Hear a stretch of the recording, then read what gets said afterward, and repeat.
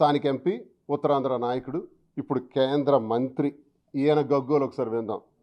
ఈయన గోల. లేకపోతే ఎవరండి కేంద్రం? మనం పన్నులు కడితే ఉన్నటువంటి కేంద్రం ఇది.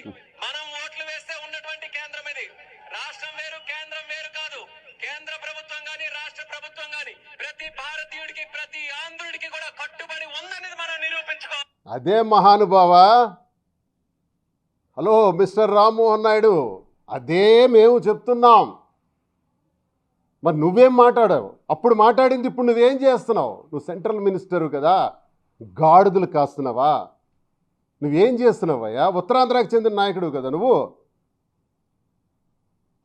వీరెవరండి అమ్మడానికి, వారెవరండి కొనడానికి? ఇది ఆంధ్రప్రదేశ్ ప్రజల తాలూకా సొత్తు, ప్రజల తాలూకా హక్కు.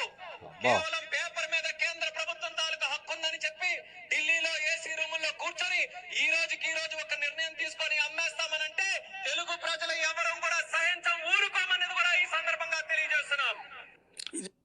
కర్మ రిటర్న్స్ నీకే బూమరాంగ్ అయింది చూసావా? నువ్వు వాడిన మాట నీకే తిప్పి తిప్పి కొట్టింది. ఢిల్లీలో ఏసీ రూముల్లో కూర్చుంటున్నది ఎవడు? ఇది తెలుగువారి ఆత్మగౌరవమే కాదంటున్నది ఎవడు?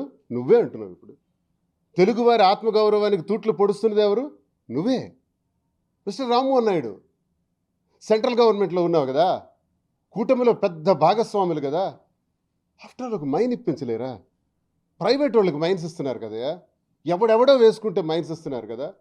బళ్ళారు లాంటి గన్లు ఒక పోర్షన్ ఇప్పించండి అబ్బా స్టీల్ ప్లాంట్కి. ఎలా లాస్ వస్తుందో చూస్తాం, ఎలా నష్టాల్లో ఇరుక్కుపోతుందో చూస్తాం. ఆఫ్టర్ ఆల్ 22,000 కోట్లు ఎంతండి?